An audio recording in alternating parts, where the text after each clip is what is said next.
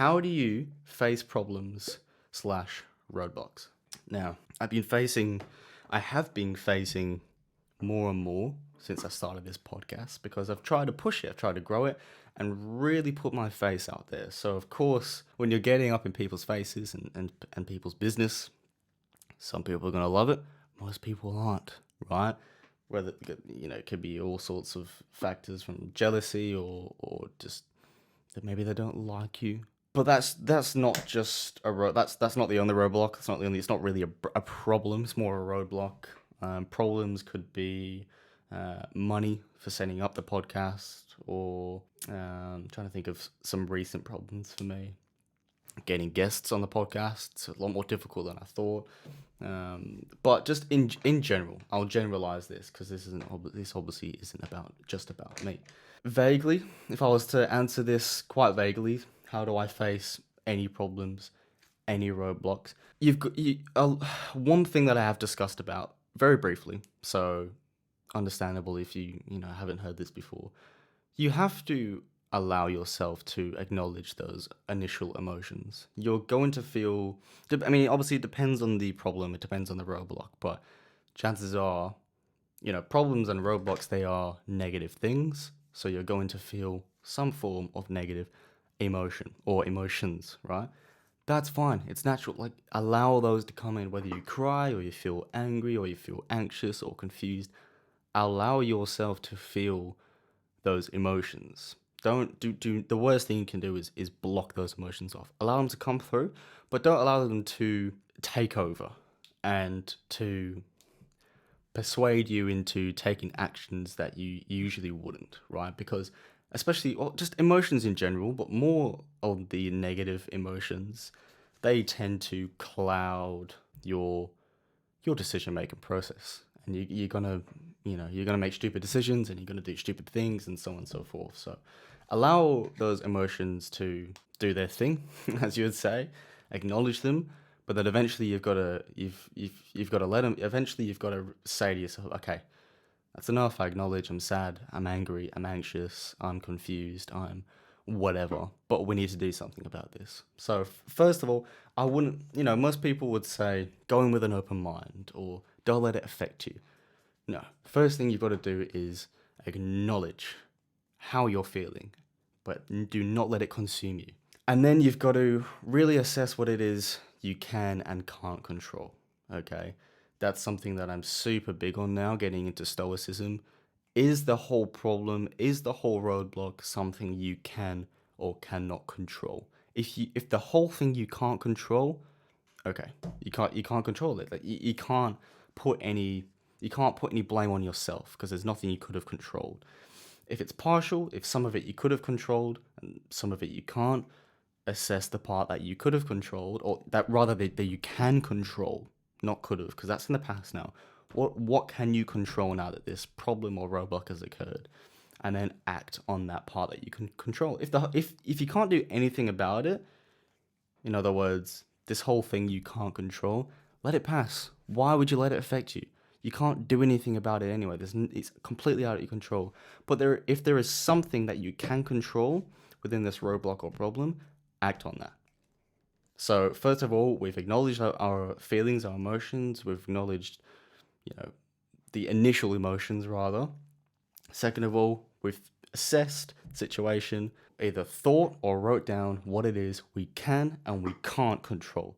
Let's say we can't control any of it. Okay, done. That's it. You can't control it, done. There's nothing you can do, done. Why would you let that consume you? Why would you let that take over? There's literally nothing you can do about it, right? So why would you do something about it and be sad? By doing something about it, I mean that you doing something is being sad, because there's no other way to say it. Like there's nothing you can do. There's nothing you can do. That's it. Done and dusted. Off to the side, and we continue with our life. But if there is something you can control, again, write down or think or talk to somebody else about what it is you can do. Assess the situation. If there's something you can control, then do it. Take action. Do something about it. That's it. Like if I was faced with a problem or a roadblock nowadays, I would go, damn, okay, that hurt, or okay, I'm feeling quite sad and quite down, I would personally write. That's why I always suggest writing. But I would write down, okay, I'll always think first. Not every single time I'll write down. But let's say in this situation, I think, and then I write down what it is I can control, what I can't control. If I can't control it, okay, cool, sweet. Who cares? It's not really a problem or a roadblock then, is it? Now that we've assessed the situation, because I can't do anything about it. Okay, I can do this. I can do this.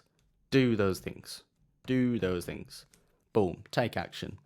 And then the cycle repeats. You'll do those things, and then either something will happen where you can or can't take control. And then again, you assess and you go, okay, what can I do about this? What can't I do about this? So on and so forth. I hope that makes sense. It's a very stoic approach to the whole, how do you face problems and roadblocks? But it is my approach.